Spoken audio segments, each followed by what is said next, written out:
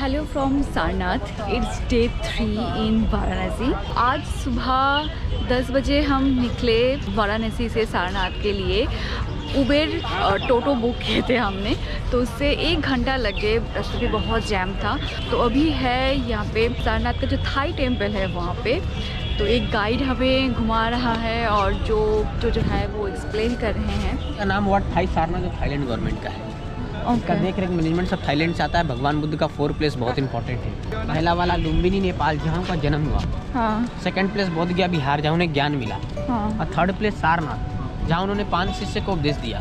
हाँ। और fourth place उनका कुशीनगर गोरखपुर जहाँ उन्होंने अपने शरीर को त्यागा। और सबसे ऊपर में देखने बैठे हैं वो ध्यान मुद्रा, उस मुद्रा में उन्हें ज्ञान मिला। साइड साइड धर्म चक्र परिवर्तन, बीच में आशीर्वाद। इनकी अलग अलग मुद्राओं में प्रतिमा बनाई जाती है। इस साइड लिखा गया है बुद्धम शरणम गच्छामि, बुद्ध की शरण में जाइए। धम्मम शरणम गच्छामि, अपने धर्म के मार्ग चलिए। और संगम शरणम गच्छामि, सबको साथ में चलिए। इन्होंने शांति का उपदेश दिया, लड़ाई झगड़े का नहीं। थाईलैंड से आता है, मतलब इसके ये थाईलैंड में इसी डिजाइन का मंदिर बनाया था। ये थाईलैंड का पैगोडा डिजाइन। ओके। इसके ऊपर 4 पेंटिंग। पहला वाला लुम्बिनी नेपाल, सेकंड वाला बोध गया बिहार, थर्ड वाला सारनाथ, फोर्थ वाला कुशीनगर गोरखपुर। इसी मुद्रा में शरीर को त्यागा। मंदिर के अंदर में बुद्ध की प्रतिमा बनाई गई जो 9.5 फीट का है। तो सिंगल पत्थर को नक्काशी करके बनाया गया, कहीं से ज्वाइन नहीं है। एक पत्थर को तराश करके बनाया गया। अच्छा। जो 1964 में इसका ओपनिंग हुआ। ओपनिंग के लिए उस टाइम थाईलैंड के राजा आए थे। आज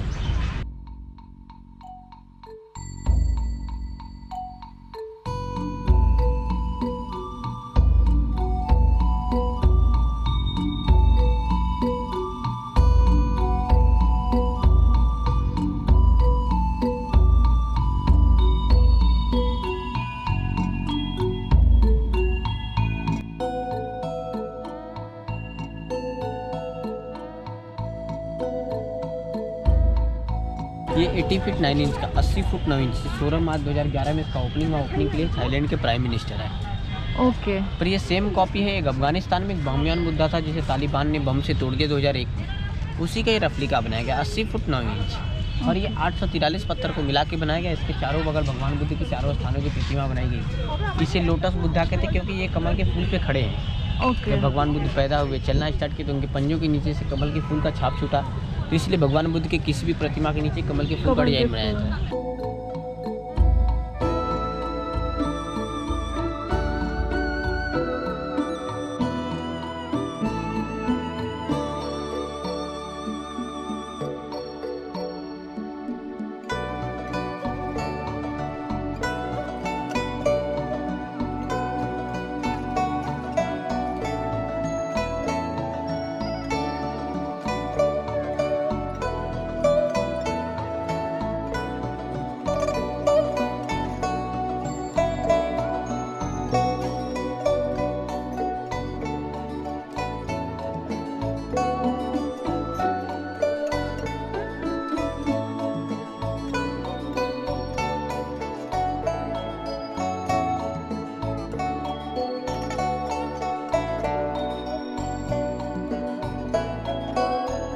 थाई टेम्पल पे यहाँ पे जो अशोक स्तंभ है इसका रेप्लिका भी है।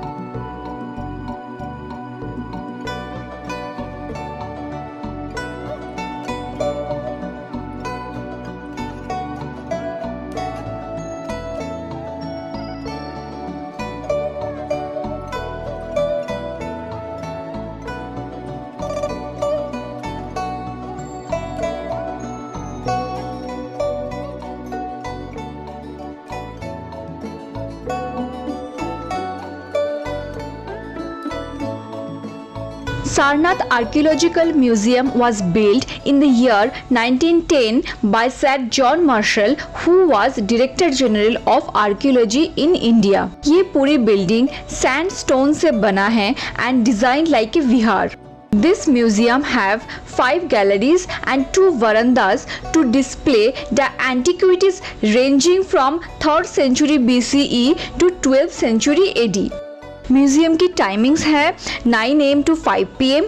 फ्राइडे फुल्ली क्लोज रहता है। Entry fee is 25 rupees per adult Indian. Photography is only allowed by camera.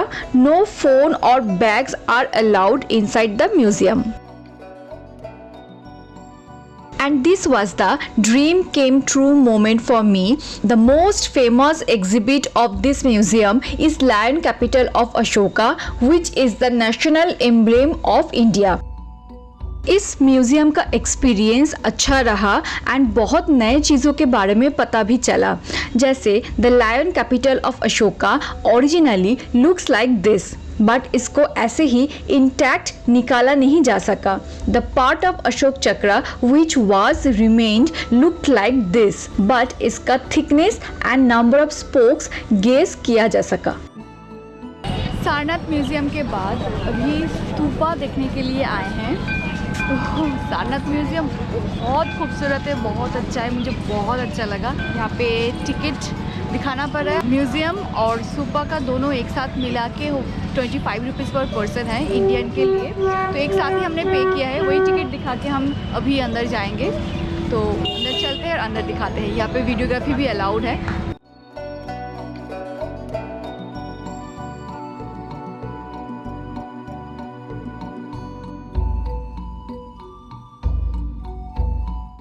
Ashok स्तंभ इसके ऊपर ही था, यहाँ से ही तोड़ के इसे म्यूज़ियम में रखा गया है.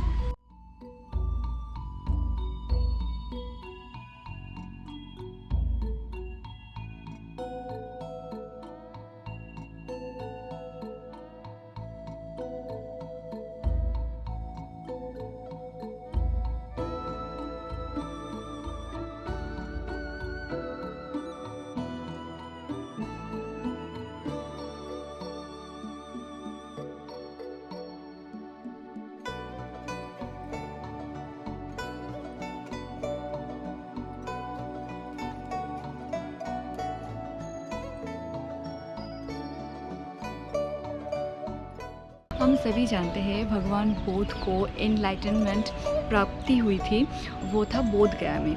उसके बाद उन्होंने वहाँ से सारनाथ आई और मेरे पीछे जो स्तूप आप देख सकते हो वहाँ पे बैठ के उन्होंने उनका फास्ट उपदेश दिया था. तो इसीलिए ये प्लेस बहुत ही ख़ास है बुद्धिस्ट लोगों के लिए. उन्होंने उनका फास्ट जो संघ है वो भी इस्टेब्लिश किया था सारनाथ में ही. ये जो स्तूप है ये वही प्लेस है जहाँ पे उन्होंने उपदेश दिया था, बट तब ये स्तूप बना नहीं था. इस घटना के 200 साल बाद जब सम्राट अशोका बुद्धिज़्म को अपनाए, देन उन्होंने ये स्तूप बनाया था उनके याद में. Although Dhamek Stupa originally built by Emperor Ashoka in 249 BCE, but the present structure was made in the year 500. The lower wall of the stupa is ornamented with magnificently sculpted floral and geometrical designs, which shows a high level of craftsmanship on stone during the period of Gupta dynasty.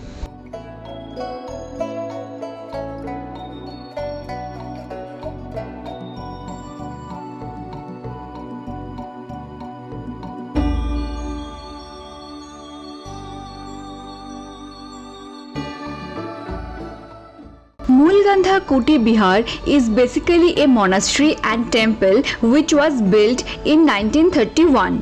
This temple is maintained and run by the Mahavadi Society, which was founded by Angarika Dharmapala.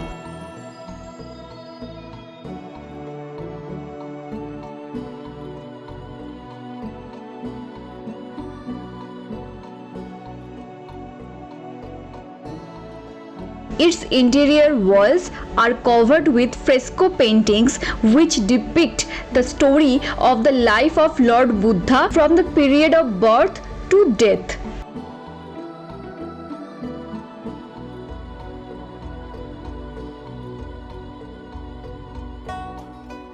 These fresco paintings was created by famous Japanese artist Kosetsu Nosu.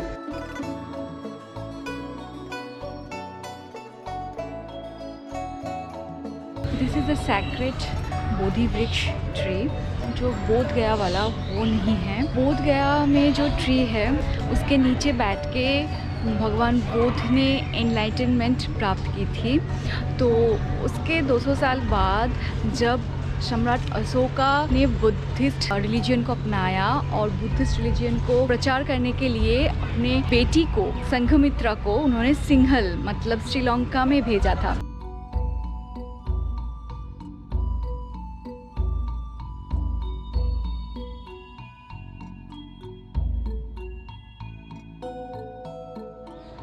Samrat Ashoka's daughter Sanghamitra went to Sri Lanka with a sapling to प्रचार Buddhism. जब वहाँ से Monks लोग यहाँ पे आए ये मंदिर स्थापना के लिए, तो वो लोग भी वहाँ से एक सैपलिंग अपने साथ लेके आए और वही सैपलिंग आज बड़ा होकर ये बोधि वृक्ष बना है और ये भी बहुत ही सेक्रेट वृक्ष है बुद्धिज़्म में।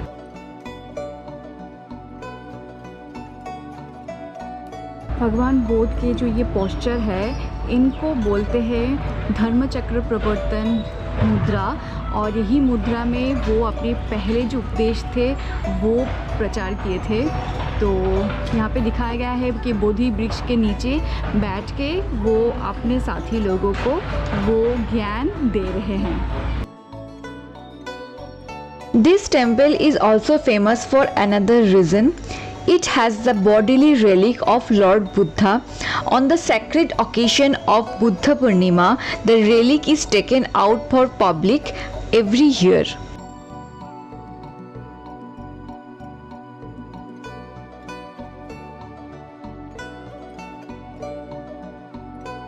सारनाथ से सीधा हम आए हैं नमो घाट पे। ये एक नया बना हुआ घाट है और मेरे पीछे जो ब्रिज देख रहे हो यही है famous Malviya bridge. Malviya bridge को जो पहले नाम था डफरिन ब्रिज, ये ब्रिटिशर्स ने 1887 को बनाया था और ये अभी भी चल रहा है। और इसके जो नीचे वाला पोर्शन है वहाँ से ट्रेन जाती है, ऊपर वाला पोर्शन से गाड़ी पास हो रही है, वो तो देख ही रहे हैं। और थोड़ा नमो घाट को हम घूम लेते हैं, देन यहाँ से एक बोट लेके हम चलेंगे हमारे अस्सी घाट की तरफ।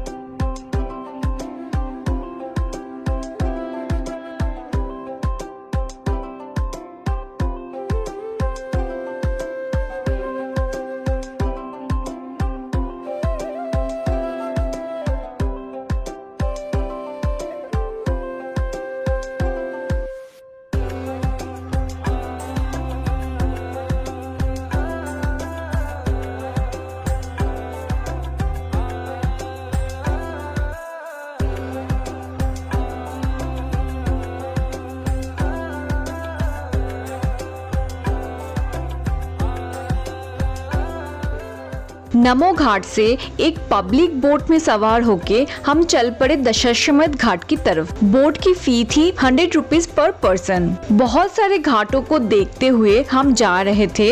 इनमें सबसे प्रसिद्ध घाट थी मणिकर्णिका घाट।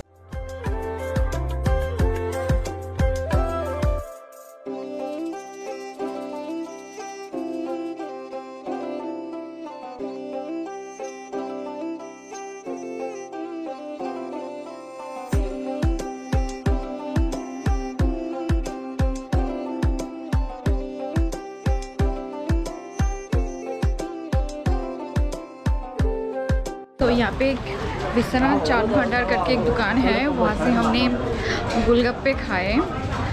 सच में वो अच्छा था। आई मीन बनारस में आके द बेस्ट गोलगप्पा यहीं से खाए हैं। हम एक रेस्टोरेंट में बिरयानी खाने आए हैं, इसका नाम है बिरयानी क्वीन। तो हमने एक कोलकाता बिरयानी ऑर्डर किया है। इतना तीखा है, खाने में अच्छा है, taste wise is good, but बहुत ही तीखा है। तो डिनर करते हैं फिर चलते हैं हॉस्टल की तरफ।